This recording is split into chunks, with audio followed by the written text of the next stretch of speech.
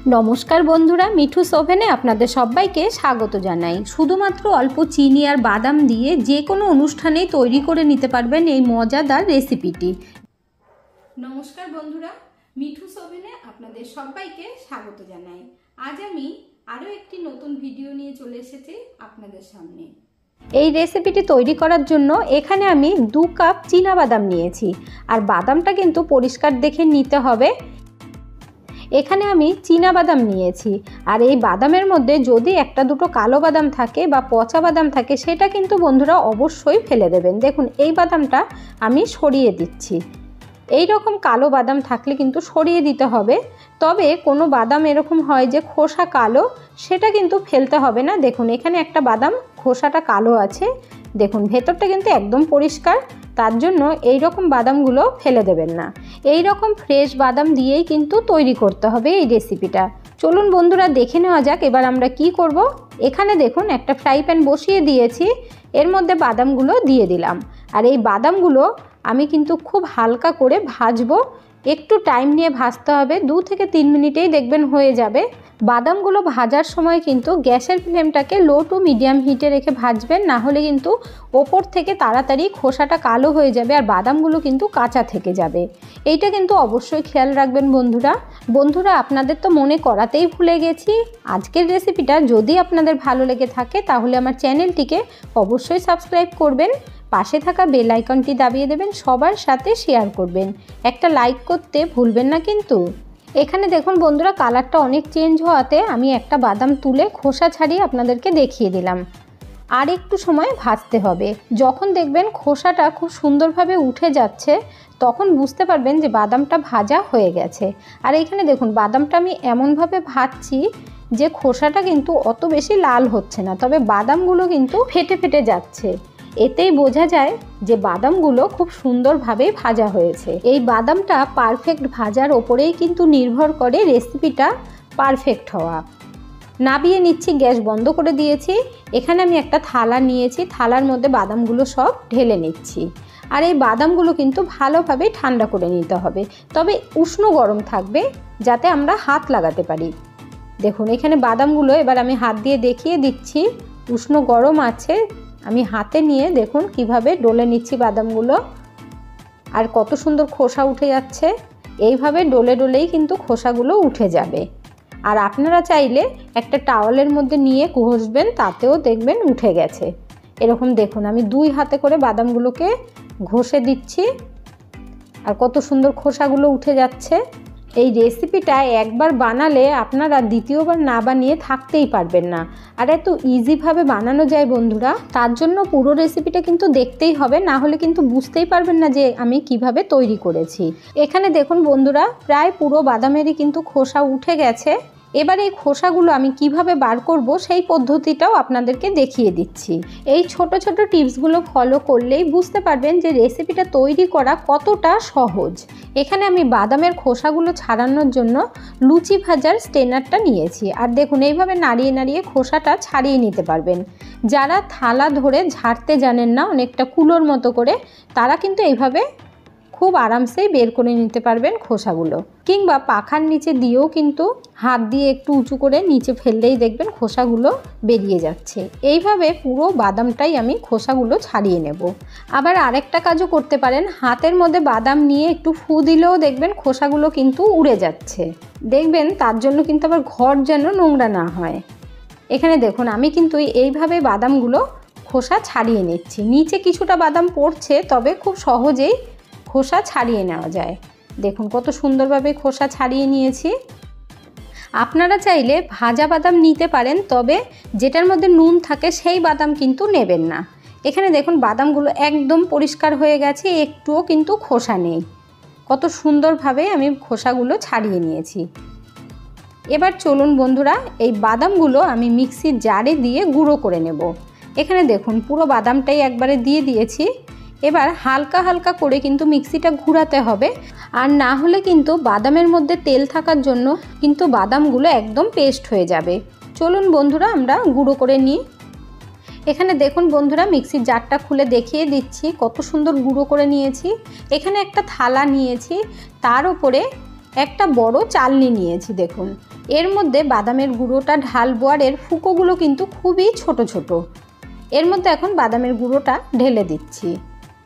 এই কাজটা করতে কিন্তু ভীষণ সহজ, আরামসেই করতে পারবেন। দেখুন এখানে আমরা পুরো বাদামের গুঁড়োটাই একবারে নিয়ে নিলাম। এবার হাত দিয়ে একটু নাড়িয়ে নাড়িয়ে চেলে নেব, তাহলে দেখবেন একদম পাউডারের মতো বেরিয়ে আসবে। এরপর যে বাদামের ওপরে মোটা মোটা অংশগুলো থাকবে, দানা দানাগুলো, সেগুলো আমরা আবারও কিন্তু মিক্সির জারে দিয়ে গুঁড়ো করে নেব। এই বরফির রেসিপিটা তৈরি করতে বন্ধুরা আমাদের কিন্তু একদম পাউডার মতোই বাদামের গুঁড়োটা লাগবে। দেখুন এখানে হাতে নিয়ে তুলে দেখিয়ে দিচ্ছি যে কত সুন্দর পাউডারের মতো করে নিয়েছি। এখানে দেখুন এইটা কিন্তু আবারও আমি গুঁড়ো করে নেব।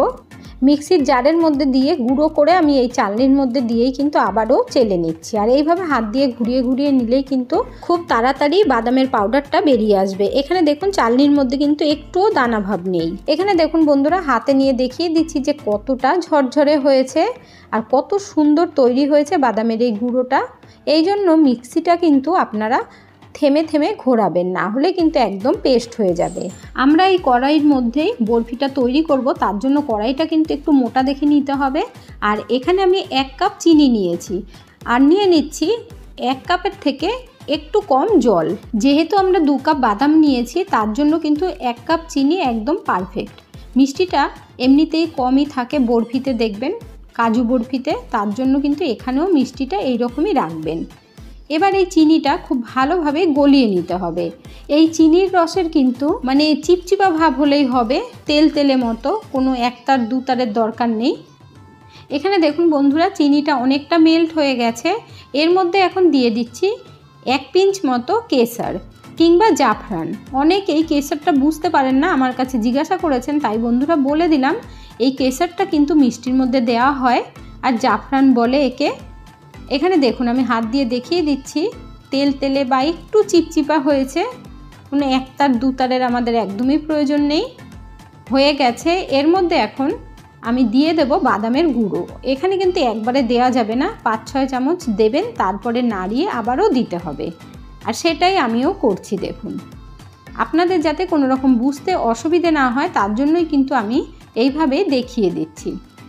আর যদি একবারে দিয়ে দেন তাহলে কিন্তু একদম গুটলি পাকিয়ে যাবে বাদামের, তখন কিন্তু ছাড়াতে অসুবিধে হবে। দেখুন আমি বাদামের গুঁড়োটা কিন্তু 2 বারে দিয়েছি। এখন গ্যাসের ফ্লেমটাকে একদম লো হিটে রেখে খুব তাড়াতাড়ি কিন্তু নাড়াতে হবে, খুব ভালোভাবে মিশিয়ে দিতে হবে চেপে চেপে। আর এই ধরনের নতুন নতুন রান্নার ভিডিও পেতে হলে আমার চ্যানেলটিকে অবশ্যই সাবস্ক্রাইব করে রাখবেন, আর একটা লাইক আর কমেন্ট অবশ্যই করবেন। আপনাদের এই একটা লাইক আর একটা কমেন্ট আমাকে এগিয়ে যেতে অনেকটাই সাহায্য করবে। এখানে দেখুন খুন্তি দিয়ে আমি খুব ভালোভাবেই কিন্তু নাড়িয়ে দিচ্ছি, একটুও কিন্তু দানা পাকাতে দিইনি। দেখুন কত সুন্দরভাবে তৈরি করে নিচ্ছি। এই মিষ্টিটা তৈরি করে এবছর পয়লা বৈশাখে বাড়ির সকলকেই চমকে দিতে পারেন। ভীষণ টেস্টি হয় খেতে, অনেকটা কাজু বরফির মতো লাগে। দেখুন এখানে দেখিয়ে দিচ্ছি হাতে নিয়ে কত সুন্দর মানে একসাথে জড়ো হয়ে যাচ্ছে। দেখুন যেমন আমরা নাড়ু তৈরি করি ঠিক ওরকমই কিন্তু পাকটা হয়েছে। এবার আমি গ্যাসের ফ্লেমটা বন্ধ করে দেবো, আর খুব বেশি টানালে কিন্তু একদম ড্রাই হয়ে যাবে। গ্যাসের ফ্লেম বন্ধ করে দিয়েছি। এবার দেখুন থালার মধ্যে নামাবো, তার জন্য একটুখানি ঘি দিলাম। আর এটা তৈরি করতে এই মিষ্টিটা আমি কিন্তু ঘি ইউজ করিনি, এখন জাস্ট একটুখানি দিলাম। তারপর থালার মধ্যে নামিয়ে নিয়ে খুব ভালোভাবে ম্যাশ করে নিতে হবে। বাদামের এই মিষ্টির রেসিপিটা তৈরি করতে না তো আমাদের মাওয়া লাগলো, না খোয়া ক্ষীর লাগলো, কিছুই লাগলো না, ঘিও কিন্তু আমরা দিইনি। বন্ধুরা আরেকটা কথা, বাদামের গুঁড়োটা যখন আমি চিনির শিরার মধ্যে দিচ্ছিলাম তখন কিন্তু 2 চামচ আমল দুধের গুঁড়ো দিয়েছিলাম, টেস্টটা যাতে মাওয়া বা খোয়া ক্ষীরের মতো আসে। এখানে দেখুন একটা গ্লাস নিয়েছি। এবার এই বাদামের পেস্টটাকে আমরা খুব ভালোভাবে ডলে নেব, এতে করে খুব সুন্দর তৈরি হবে এই মিষ্টিগুলো। এইভাবে মিষ্টিটা তৈরি করলে বাজারের থেকে কিন্তু কোনো অংশেই কম হবে না, আর খেতেও অসাধারণ লাগে।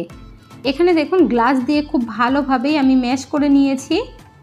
আপনাদের কাছে পটেটো ম্যাশার থাকলে সেটা দিয়েও করতে পারেন, কারণ সবার ঘরে থাকে না, সেই জন্য আমি গ্লাস দিয়েই কিন্তু করে দেখালাম। দেখুন খুব সুন্দরভাবে তৈরি হয়ে গেছে। এর মধ্যে হাফ চামচের থেকেও দেখুন বন্ধুরা কম দিয়েছি ঘি। এবার খুব ভালোভাবে একটু মিশিয়ে নেব, তাহলেই কিন্তু তৈরি হয়ে যাবে। তাহলে দেখে নিলেন তো বন্ধুরা মিষ্টিটা তৈরি করা কতটা ইজি। দেখুন এখানে পুরো ডোটাকে আমি এক জায়গায় করে নিয়েছি। এই ডোটাকে আমি একটা কেক টিনের মধ্যে নিয়ে নেব। আপনারা চাইলে কিন্তু এই থালার মধ্যেও সেট করে নিতে পারেন। এখানে দেখুন কেক টিনের মধ্যে ঘিও লাগাইনি, কিছুই না, এমনি রেখে চেপে চেপে সমান করে দেব। যেইভাবেই আপনারা কাটতে চান, বরফি শেপে হোক বা চৌকো শেপে হোক, সেইভাবে কেটে নিতে পারবেন। থালার মধ্যে রেখেও কিন্তু এই কাজটা করতে পারবেন। আর দেখুন এটা কিন্তু খুব তাড়াতাড়ি টাইট হয়ে যাবে, ফ্রিজে রাখার দরকার পড়বে না। দেখুন কত সুন্দরভাবেই আমি সেট করে দিয়েছি। এবার থেকে যে কোনো অকেশনেই কিন্তু এইভাবে চিনেবাদাম দিয়েই তৈরি করে নিতে পারবেন, আর কেউ বুঝতেও পারবে না যে এটা কাজুর তৈরি নয়। এখানে দেখুন সেট করে রেখেছি। 20 মিনিটের জন্য এইভাবে রেখে দেব। একদম ঠান্ডা হয়ে যাবে, জমে যাবে, তখন কিন্তু কেটে নিতে পারবেন। এখানে দেখুন 20 মিনিট হয়ে গেছে, আর আমি কিন্তু ফ্রিজে রাখিনি, এমনি বাইরে রেখেছিলাম। আর ফ্রিজে রাখলে কিন্তু একদম ড্রাই হয়ে যাবে। এখানে দেখুন এবার আমি কেটে নিচ্ছি। এভাবে চিনেবাদাম দিয়ে বরফি তৈরি করে রাখবেন, তাহলে এবছরের পয়লা বৈশাখটা কিন্তু এটা দিয়েই মিষ্টিমুখ করতে পারবেন। এখানে দেখুন আমি কত সুন্দর পিস করে কেটে নিচ্ছি। এই রেসিপিটা যদি আপনাদের ভালো লেগে থাকে বন্ধুরা, তাহলে কিন্তু অবশ্যই বাড়িতে একবার ট্রাই করবেন। এই বরফিটা তৈরি করে কাউকে একবার খাওয়াবেন, সে কিন্তু বুঝতেই পারবে না যে কাজুর তৈরিই নয়। সবাই ভাববে যে কাজু দিয়েই তৈরি করেছেন। দেখুন এখানে আমি চৌকো চৌকো করে কেটে নিলাম। এইভাবে বরফি তৈরি করে আপনারা 1 সপ্তাহ রেখেও খেতে পারবেন। এখানে দেখুন বন্ধুরা আমি একটা প্লেটের মধ্যে সাজিয়ে নিয়েছি, ওপর থেকে কিছুটা পেস্তা আর একটু কেশর দিয়ে। দেখুন এবার এক পিস ভেঙে দেখিয়ে দিচ্ছি যে কতটা সুন্দর তৈরি হয়েছে। দেখুন খেতেও কিন্তু বন্ধুরা ভীষণ টেস্টি হয়েছে। অবশ্যই একবার ট্রাই করবেন, তাহলে বুঝতে পারবেন যে কতটা টেস্টি হয়। এমনিতে দেখবেন চিনেবাদাম বাচ্চারা কিন্তু অতটা পছন্দ করে না। এইভাবে তৈরি করে রেখে দেখবেন, বলতেও লাগবে না বা হাতে ধরেও দিতে হবে না, দেখবেন বাচ্চারা নিজেদের থেকেই নিয়েই খেয়ে নিচ্ছে। এই চিনেবাদামের বরফিগুলো মিষ্টিটা যেহেতু কম হয়, তার জন্য কিন্তু খেতে আরও বেশি ভালো লাগে। আমার যেসব বন্ধুরা কম মিষ্টি পছন্দ করেন তাদের জন্য কিন্তু দারুণ রেসিপি। আর একটু আমুল দুধ দিয়েছি, তার জন্য টেস্টটা কিন্তু দ্বিগুণ বেড়ে গেছে বন্ধুরা। বাড়িতে হঠাৎ করে কোনো গেস্ট চলে আসলে আপনারা নিজে হাতে এইভাবে কিন্তু তৈরি করে চমকে দিতে পারবেন, বুঝতেই পারবে না। তার কারণ এই বরফির মধ্যে অনেকটাই কাজু বরফির মতোই কিন্তু টেস্টটা আসে, আর খেতে ততটাই ভালো লাগে।